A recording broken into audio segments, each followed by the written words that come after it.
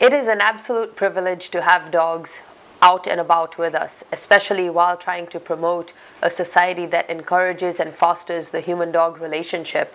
We want to be able to take our dogs and participate in activities during the weekends when we have more time to spend with them.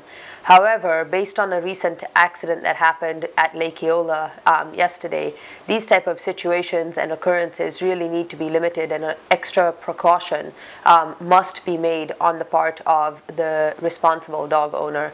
It was very saddening to listen to the story about a dog that attacked one of the swans at Lake Eola. You know, we tend to forget that these dogs, even though they have evolved with different purposes from being dogs that were once upon a time acquired as a result of being able to perform a job, to today where they're more, the reason for really their acquisition is more companionship, and even maybe, you know, to serve as a emotional counterpart for us. It's a very complex relationship that they have, and one of which that is very unsatisfying when you think of it from the dog's perspective.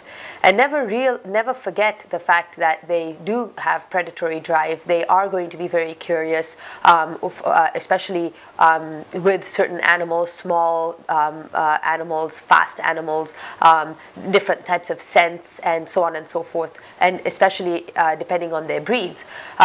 But one of the things as a responsible pet owner, and we find very frustrating and hear all the time, is people's curiosity in wanting to know and test what their dog might do if. Well, I just want to see what my dog does if I allow him to do this. Or I just want to see, for example, at our recent event, we had goats out there for children to come in and feed and pet. And I couldn't tell you how many people came by the booth with their dogs, wanting to see just what their dogs would do to the goats. And why is this such a test? You know, why should this test be performed? As a predatory animal and as a prey animal, obviously there's going to be conflict, there's going to be fear, there's going to be flight. Why induce these mechanisms, you know? So in the occurrence of the incident yesterday, a very, very appalling behavior on part of the dog owner. One of the things that we need to do is respect and preserve the environment in which we want to share with our animals. That lake, you know, is an awesome habitat for these birds. We want to continue to provide it.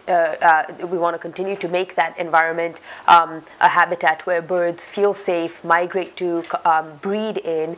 And while the area does not have regulations or limitations to being able to walk our dogs, I think it is our duty to ensure that we not only practice safe behaviors for ourselves and for our dogs, but more importantly, the other animals and species we share these parks with. And I think that many times we tend to forget that as dog owners. You know, we get so carried away on the dog part of it.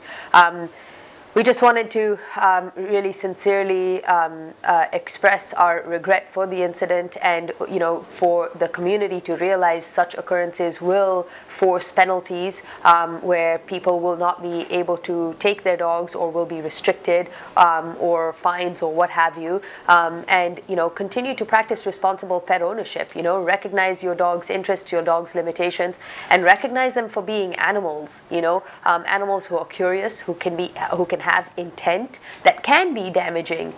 Don't set them up for failure, and certainly do not set the other animals and species that we share our environment with at risk. Dog responsibly.